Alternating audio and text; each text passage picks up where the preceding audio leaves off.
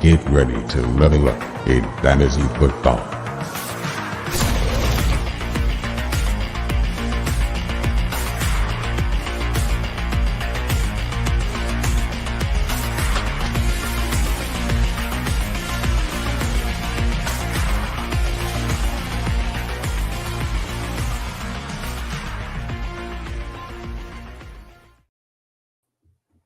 What is going on, everybody?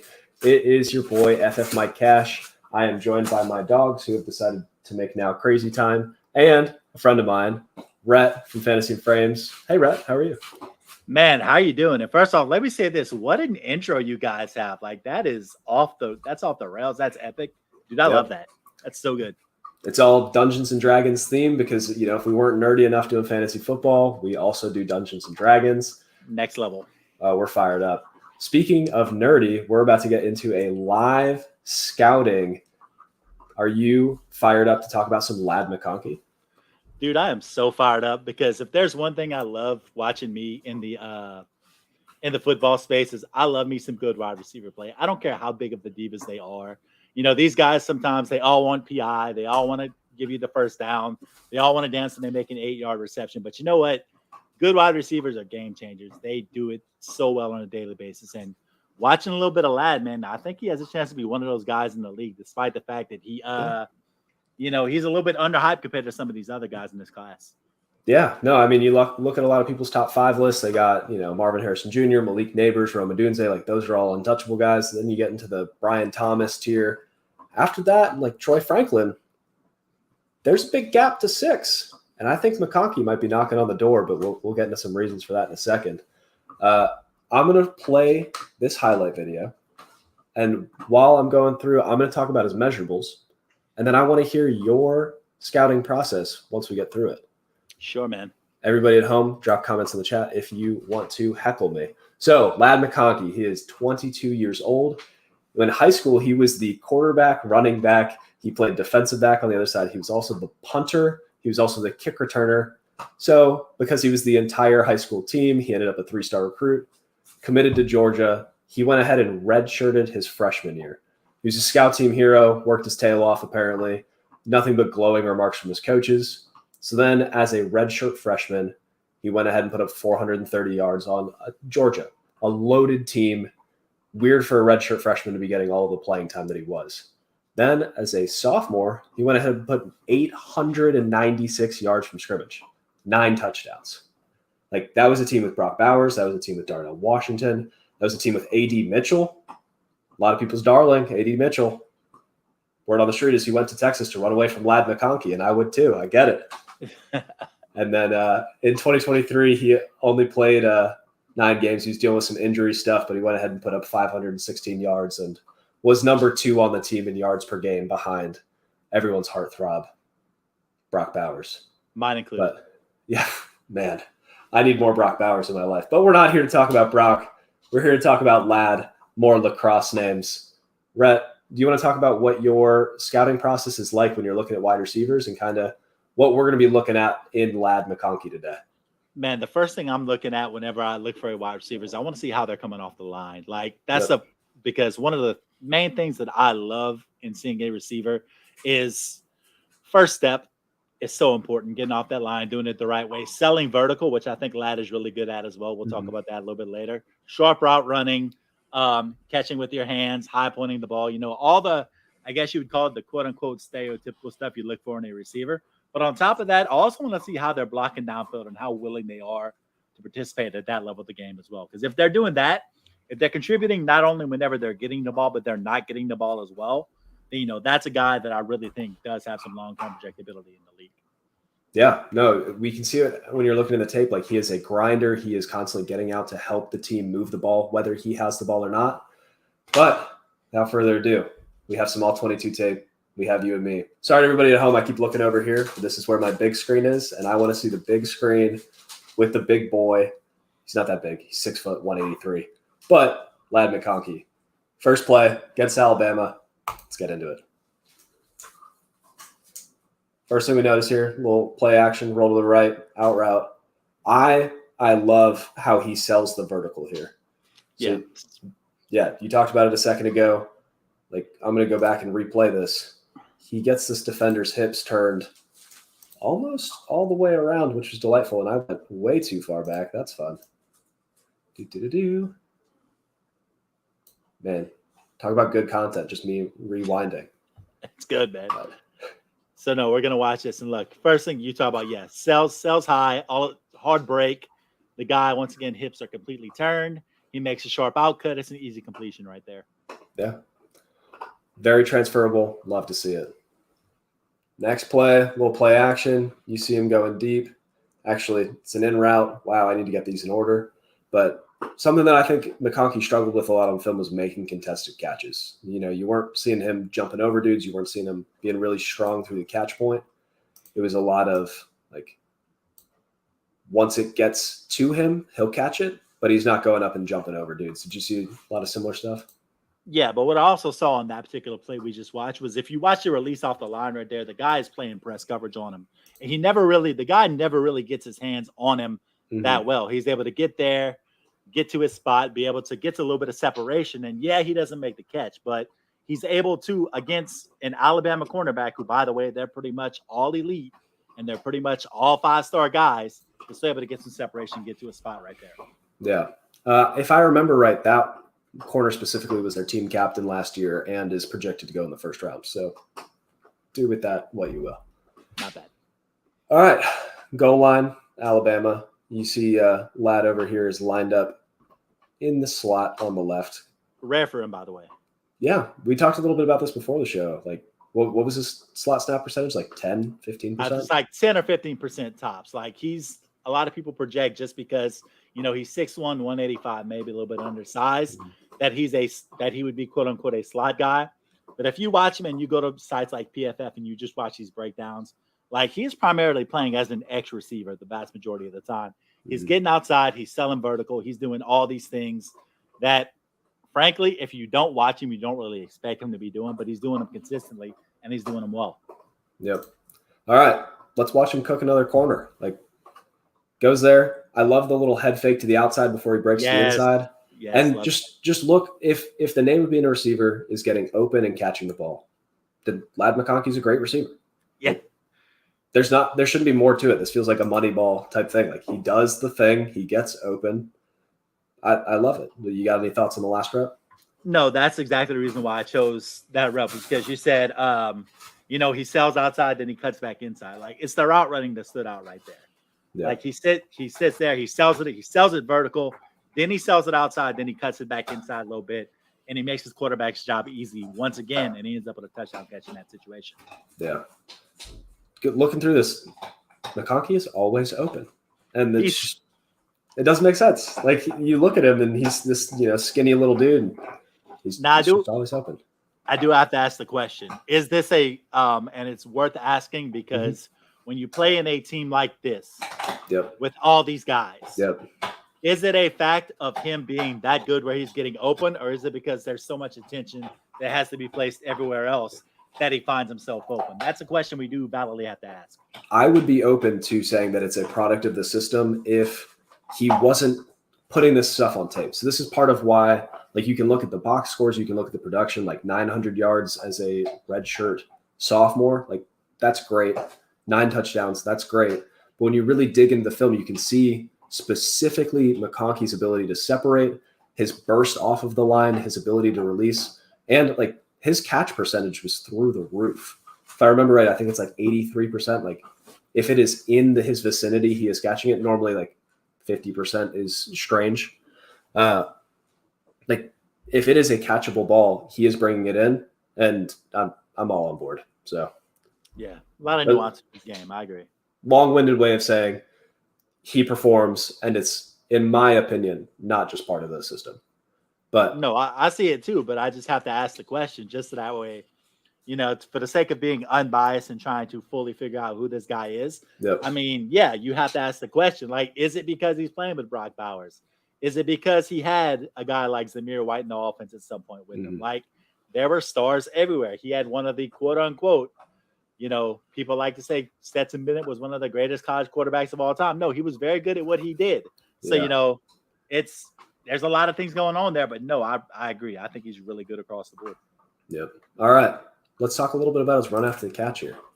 So he gets in the flat, corner has an angle on him until he doesn't. Then it takes a whole group of people, takes a village. I mean, just look at this little whoop. Yeah, and it's not just that, but like his ability, that ball is not well thrown if you could rewind that. Like if people can actually see that throw one more time, like that is an easy throw that was not made easily in that situation. Yep. And Ladd finds a way to secure it. Like, go and run it. So it's low, and he still finds a way to, number one, make a move, and what it probably shouldn't have been the play that it was, he turned into something. One quick cut up the field on a poorly thrown ball, and he makes the most of it. It's good stuff. Yep. Should have been an incompletion, turns it into a 5-6 yard gain. Ladd's blocking. Here's what I'm here for. Let's go. We'll watch this. I want to say he is not dominant, but he does everything right. He's not dominant, but damn it, he's trying. Let's just. Yep. And, sometimes with guys like this, I mean, yeah, he's in a college system right now, and he probably put a little bit of meat on his bones at the college level. You know what they're going to do at the NFL level? Oh, beef him up. Put even more meat on his bones. Like, he's probably going to be playing by the time he's in his second or third year in the league, maybe even his first year, probably playing at 195 to 200 pounds. Yep. And when you have this guy with solid technique and he has a little bit more strength under his belt, this so-so block probably becomes a little bit more efficient, a little bit better, and once again, contributing in an area of the game where he's not necessarily getting the credit for it. Yep. There's a saying that floats around with coaches all the time, like, you can't teach effort, you can't teach hustle. Like Ladd McConkey, you'll see guys running down the field, and he is sprinting his tail off, a la Brandon Ayuk on that highlight video, like trying to find somebody to block and find somebody to hit and find a way to contribute to his team in a meaningful manner. Like, you can't teach that. That's just hustle, and I love it. Yeah, same here. Sweet. Couple more clips here for you. This is what we were talking about beforehand. Like, he cooks them. He cooks them. Just and easy. They never look his way because, Bowers exists. Look at him right here. Look, he cuts. Oh, man. Look at that's such a good, I know it's a simple route for most people, but just the fact that, he's selling vertical and he's got 4 yard separation right here. Yep. And they're not even looking his way, but if they look his way right here, it's probably a pretty easy completion. And he's probably getting another first down on here because this is what Ladd McConkey does. He gets open, he gets separation, he catches it, he secures it, does a little bit after the catch. And you know what? He's probably not the most flashy guy you're going to see in this draft, but I would be shocked if he doesn't produce at a pretty high level and at least becomes a flex level guy in fantasy in the league. He is going to be very valuable. We'll talk about our specific dynasty evaluations for him at the end here. But, I think he's an 80 to 90 target guy almost every season once he steps in the league. Like, he is a polished route runner that is able to sell his routes. And if getting open and catching the ball is all a receiver's supposed to do, he's a good receiver. And I'm going to say that over and over again. No, agreed. But I think this next play, he runs almost the same route against the same corner, and it works again. Yeah, just sometimes you know what's coming and you can't necessarily stop it because sometimes it's done so well. And look, that's just the quarterback doesn't even look anywhere else. And that's something else I want to point out right here, that in this particular play, he is the first read. And if you're a Georgia and you're the first read even occasionally, you're probably doing something right. Let's be honest. Yeah. And he was the first read for 2 years in the system. He's been the guy on the number one team in the nation. Well, not this year because of Michigan, but probably still the best team in the nation. Let's be honest. Oh yeah. They blew the doors off of Florida State. But hey, I'm going to go ahead and restart this unless you got something specifically you want to talk about. And we'll just talk about how we view him in the real NFL draft, in our dynasty rookie drafts. And then we'll go ahead and close it out and have a lovely rest of the night. No, let's run it. All right. So back at the highlights, you get to see him do the cool stuff in the background while me and Rhett just run our gums. But I seriously, I view him. It's hard at the back of the first round to not see an NFL team taking a swing. If you are, you go ahead. No, go ahead. I'm sorry. If you are the Kansas City Chiefs and you just need a dependable receiver, if you are the Baltimore Ravens and you just want a separator to go with your Zay Flowers design touch jitterbug, like there's a couple of teams that make a ton of sense in the first round. And I think he is currently maybe not a lock, but heavily favored to get a top 50 draft pick spent on him. Carolina Panthers need help. Yes, we were talking. Me and Drew Scott over at Fantasy and Fans was talking about this earlier today. We were like, this Dave Canales hire. We're like, they need wide receiver help. Lad McConkey just feels like a guy that you can slide in right away and just immediately help that team. Like last year, they did the measurables thing with Mingo. He had a rough first year. It feels like, new regime, new coach. You're trying to get your quarterback off the ground and show why you spent the first pick on him. You need guys that are going to come in and contribute immediately. And if Lad McConkey isn't one of those guys, I'll be shocked because we just talked about it the whole time. He's willing to block. He gets separation. He's quick off the line, sells vertical, does everything well. Maybe doesn't do anything at an elite level, but does everything at a solid level. And Carolina does not have a first-round pick. So if he's at pick 33, I mean, there's going to be a first-round talent that falls to the second round. So if that happens, maybe they go with an A.D. Mitchell. Maybe there's a Keon Coleman. Maybe there's a Tez Walker. All of those guys outside of A.D. Are more of those physical tool sort of guys that we just talked about that they just went with, and it didn't work out so well. So they need help in that offense, immediate help, immediate contributors. And I feel like at the 33rd overall pick, if he's there, I think he has to be considered. Yeah. If a team is looking for somebody that can fit in, be their wide receiver, he's never going to be A.J. Brown commanding the offense. Like he's never going to be Julio Jones in his prime league.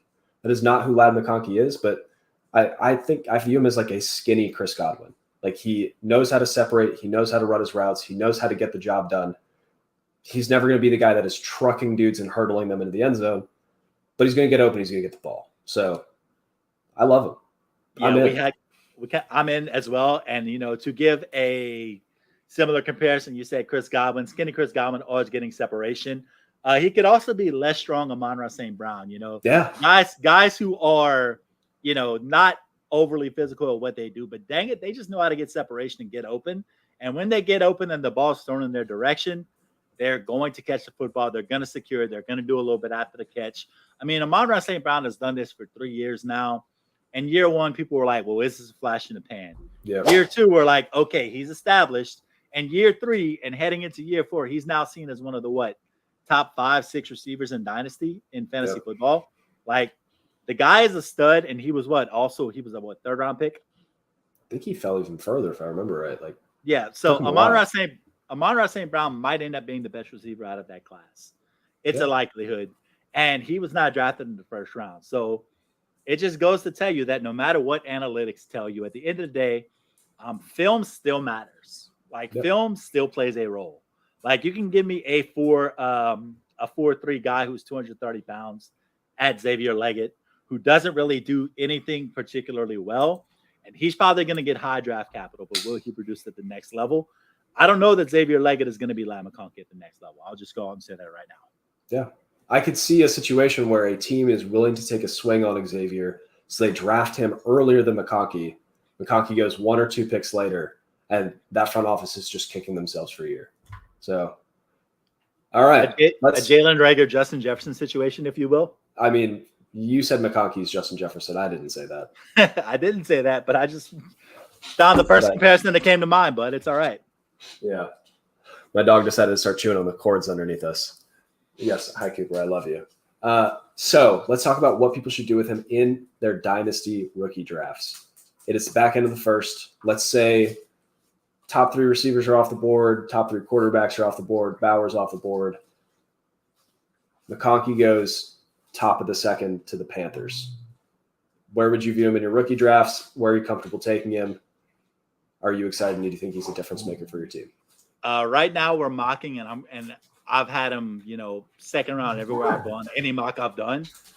If he gets good draft capital or he gets an immediate situation, there is a very real possibility that I'm considering him in the late first, top of the second, easily. Because of opportunity. I mean, we've seen it. He gets open. He gets the separation. He catches the football. I mean, Those are guys you want. Those are guys who end up becoming immediate fantasy contributors. And it's going to get really interesting if he happens to test well at the combine, which, by the way, he is sneakily fast. So it could happen. I don't think he's sneakily fast. I think off the line, his 10-yard split's going to be exceptional. You can see it in film, like that burst is there. You know who had the best 10-yard split in the draft last year and didn't have a great 40 time? Puka? Nathaniel Tank Dell. That checks out. Yeah. I think Tank ended up running like a high 4.4, low 4.5 at 180 pounds, which doesn't project particularly well, but he had the highest 10-yard. He had the best 10-yard split. It was like 1.1 seconds. Yep. So and that showed on Tank's film too. He was cooking dudes. Yeah. I saw him live at the Independence Bowl last year, and like best player on the field, and it wasn't close. Yeah. Well, I'm comfortable taking him back into the first, beginning of the second. Do you want to? I mean, we're cross streaming right now, so if you're listening on the Fantasy and Frames channel, head over to the Fantasy Football RPG channel real quick. Drop a like and subscribe, and you can find me on Twitter at FFMikeCash with a K. And Rhett, you want to tell the Fantasy Football, all the Dragon folks where to find you? Yeah, I can be found on Twitter at Manuel Sports. You can also catch us Wednesday night doing our show with my co-hosts Chris Battistell and Drew Scott. Fantasy and Frames, Wednesday night, 9 Eastern time. It's the off season right now, but our tagline, we like to call it, it's always the on season over at Fantasy and Frames. We're still over here doing weekly stuff. We did a redraft of the 2023 class last night. Next, we're going to be talking some salary cap dynasty. We're hitting all angles throughout the offseason. Going to have some great guests, some great divisional previews later on in the summer.